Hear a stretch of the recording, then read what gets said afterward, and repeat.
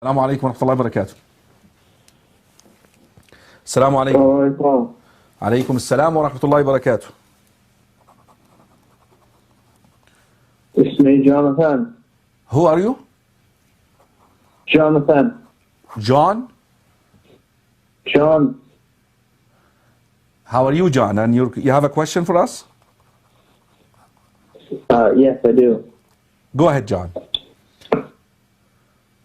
Are you there, sir? Yes, I'm listening to you. Go ahead, John. I am a new Muslim, and I'm having trouble seeking Ummah in my area. There are no Muslims where I live. Where do you live, John? I live in Pipe Creek, Texas. No Muslims at all in your area? No masjid? No mosque? No, sir. Then I would recommend for you, John, can you move? Can you make a move to, Texas is filled with Muslims. We do have quite a community in Texas. The closest one is in San Antonio. But where I work, I would have to find employment. Right. Well, go ahead. I came to Islam from the army. I served in Iraq and Afghanistan. Okay. I served in Jalalabad and Baghdad. Okay. And I was a combat medic. Alhamdulillah, that's beautiful. That's beautiful. I'm very happy for you. You know your name means Yahya in Arabic, okay? You know that, right? I can call you Yahya. You know that? Say again. Yahya, you know your name in Arabic, Yahya? You're aware of that?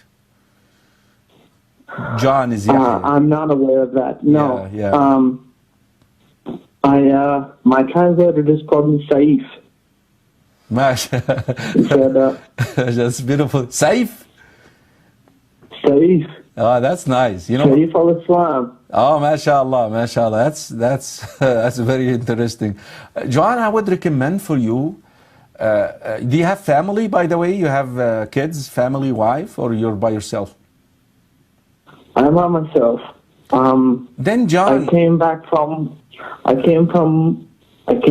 from Afghanistan, from Jalalabad. Yes, I would I was then. blown up. Yes, I would then recommend for you. Yes. I pieced together. I sewed up the brothers and sisters, daughters of Islam, my brothers of the army. I sewed them up. I saved them. I preserved their life. And they all say, I tell them, you will live, you will survive, you are going to live. And say, Inshallah, I will survive. It doesn't matter, no matter what. It is only Allah whether they will survive. Not anything that I would do. It is only Allah. No. It is only Allah. Yeah, it's the reliance on Allah. That's the beauty of Islam, John, you know, Islam teaches you to rely on Allah subhanahu wa ta'ala. Allah, you know, when you submit to Allah subhanahu wa ta'ala, you make peace with your Creator. And that's the beauty, and that's when you begin finding inner peace. And that is when you begin sharing that inner peace with the rest of humanity. And that's what Islam teaches, and may Allah subhanahu wa ta'ala continue to bless you. But I want to let you know, John, that Islam requires us to be in the midst of a community. الرسول صلى الله عليه وسلم الحديث في سنن أبي داود حديث أبي الدرداء رضي الله عنه إنما يأكل الذئب من الغنم القاصية. The wolf will always eat the lonely sheep. It would be very difficult to maintain a level of faith away from a congregation. Alhamdulillah, you don't have a family. I think what you need to do is to start your own family somewhere with San Antonio San Antonio is the closest place. Yeah, just go for ahead. me. Why don't you inquire and call the Imam there? Hopefully we have some of them watching us. Call the Imam there. Just find out the mosque number. Islam Finder can help you find that. And just call the Imam there. There is an Islamic center there. Yeah. Like being like the white guy, you know, I don't want to impose upon them. I don't want them to feel uncomfortable about me, and you know, I don't want them to be afraid, you know. Why should they be afraid That of is the you? last thing I want. No, don't worry about that stuff. You know, when we become Muslims, we worry no longer about our colors. If you look at the Ummah, we have a lot of colorful people. So you're just another color. But I wouldn't worry about that, John. I would just go out there and just pray, practice Islam with them, learn, and possibly gradually introduce yourself to the community members, and gradually also begin, you know, contributing to the community, and that's the way it should go, inshallah. And we'll make dua for you, everybody. Make dua for John that Allah subhanahu wa ta'ala grant him steadfastness. So did you take your Shahada, or how did you become a Muslim? Did you do your test? I watch YouTube videos with Yusuf Estes. Okay. And I decided to take Shahadah. La ilaha illallah Rasulullah. And I believe. When did you take it? Did you take it in front of a congregation or by yourself? Just by myself. There is no Muslims where I live. Well, you can take it right now. Can we do it? Yes, sir. A lot of people are watching us and they will testify to that. So we can do this. Yeah, can you say Ashhadu? Ashhadu Allah. Allah ilaha. Allah illallah. Illallah. Illallah. Wa ashhadu. Washhadu. Anna. Allah. Muhammadan. Muhammad Rasulullah. Beautiful, Rasulullah, beautiful, beautiful. You say now in English, I bear witness. I bear witness there is no God but Allah, and Muhammad is his messenger. That's so beautiful. You know, you're so truthful about it, man. You're touching my heart, and I'm sure you're touching the hearts of a lot of Muslims who are watching. May Allah subhanahu wa ta'ala. When I was in Iraq, yes. I learned to read and write in Arabic. Beautiful, beautiful. I learned this because I was a combat medic.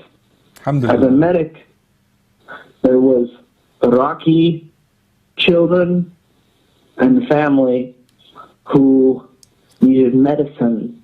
They needed care. And when we gave them the medicine, it was in English. They didn't know when to take it. Right. So I had my interpreter teach me. So you actually helped the civilian to give them medicine because they needed it, huh? Yes. That's so beautiful. Can I tell you a little story? Yes, sir.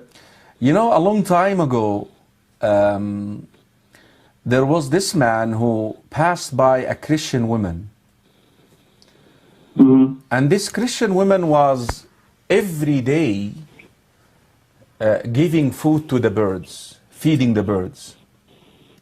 You know, like she would go and spend a lot of time feeding some birds nearby her house. So that Muslim told her, you know what you're doing is so beautiful, so wonderful, but it's not going to help you because as Muslims we believe the foundation for salvation is monotheism, the statement which you made tonight. No God, yes, with no partners. Right, monotheism. Like Yusuf Estes says. Yes. To worship Allah with no partners. With no partners, that's correct.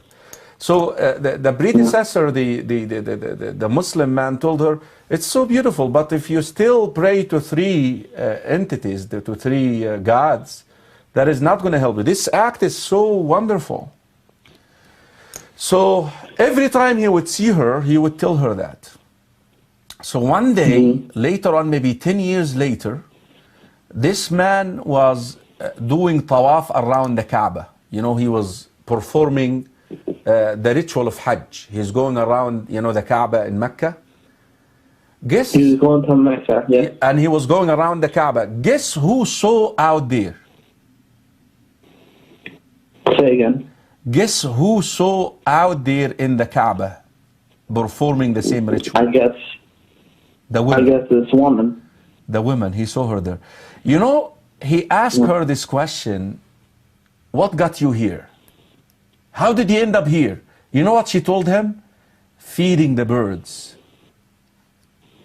You know, sometimes a lot of people out there, they may be astray, they don't know about Allah, but they have goodness inside them. They end up helping, like you helping, Iraqi who needs medicine, you know. That probably what the reason why Allah subhanahu wa ta'ala guided you. I tell you another real life story that I was told a month ago. A man whose job is to take care of orphans. All his life, he would just get orphans, bring them up, teach them, provide for them. Guess what? He became 80 years old. And finally, he took care of a Muslim orphan. That Muslim orphan, grown up, he started talking to the 80 years old about Islam. He became Muslim at the age of 80.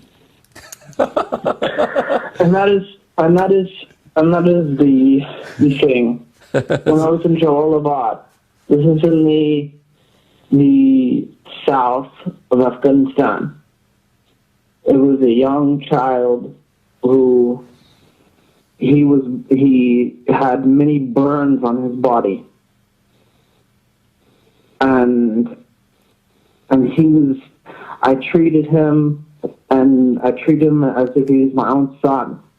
I loved him. He was a good boy. And through his burns, he did not make it. He died. But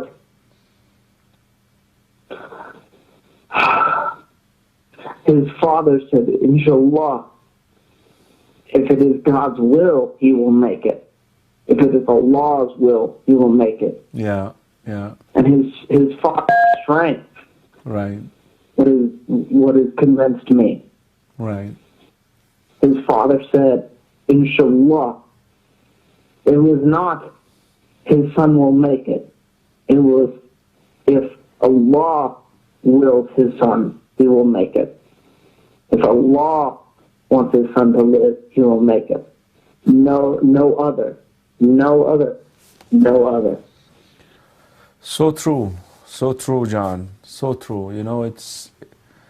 But subhanallah, I want to tell you that when you have a child who passes away before the age of puberty and you maintain patience, look at this. Allah subhanahu wa ta'ala sends an angel, and Allah knows best. What my slave is saying, I took away from him a piece of his liver. أخذت منه فلذة كبده. I have taken from him the best individual that he has in his life, his son or his daughter. What is he saying?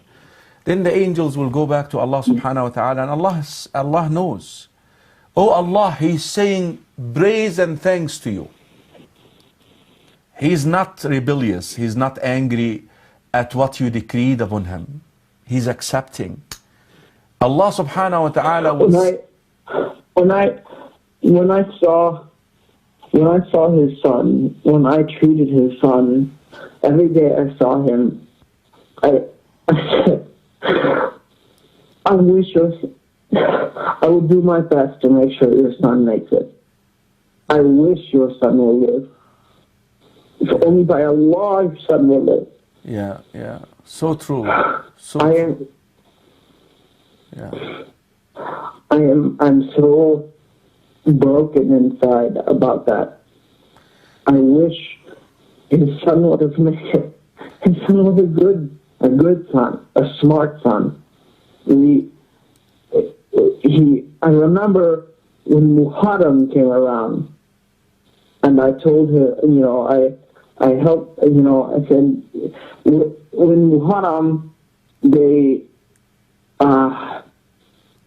dye their hair with like colors. I'm not sure, but he said, inshallah, he will survive. Inshallah. Alhamdulillah. Alhamdulillah. I don't have that kind of strength. Well, how do you get that kind of strength? It's from Allah. Accepting what Allah decreed, is for a wisdom, that's where submission serves you, that when you experience a calamity like this, it happened for a wisdom, and Allah subhanahu wa ta'ala is going to comfort you. Alhamdulillah. I'm glad you're here, John, and I'm sorry we have to sign off the air here, but I really enjoyed my conversation with you tonight. You made my night tonight. I enjoyed my conversation with you, and I appreciate you calling in. Are you Abdullah? Yes, I am Abdullah, yes. One way, yes. But you're asking about my name or my description? Well, did I chat with you on the internet? No, my name is not Abdullah, no, but I am Abdullah. I'm the slave of Allah, yes. But that's my description. But my name is Karim AbuZaid, if you're asking about my name. But in any way, go ahead. So, all right, I speak to my father about Islam. Okay. And I tell him that one of his sister-in-law, my aunt, she claims to be a prophet of God. But there is no prophet of God but Muhammad, peace be upon him. True. There is no one but Muhammad. True. I try to do da'wah to convince my family there is none but Allah. Yet, every time I say this, I become more of an enemy of my family. Yeah, but take it easy on them, John. I would take my time and just yourself, just feel comfortable with the religion and do it softly. Don't try to, I can tell that you're so much into it, which is so beautiful. But when we give da'wah, we need to understand that people are not at the same level, faith-wise, like you are. They do not see what you see. Allah subhanahu wa ta'ala did not make them see that yet. But Allah subhanahu wa ta'ala blessed you and He made you see what you see now. So now you just have to help them gradually to begin looking at the world differently. And you have to go about it softly, and you may need to gradually implement that. John, I only have a couple of minutes to sign off, but I enjoyed my conversation with you, and I look forward to hopefully talking to you again, inshallah. And we'll make dua for you, all the Muslims. Please make dua for John, that Allah subhanahu wa ta'ala grant him steadfastness. Jazakallah khairan, John. Subhanallah. Subhanallah. Subhanallah. All right, John. Take care. Assalamu alaikum wa rahmatullah. MashaAllah. MashaAllah. ما أصاب من مصيبة إلا بإذن الله ومن يؤمن بالله يهد قلبه والله بكل شيء عليم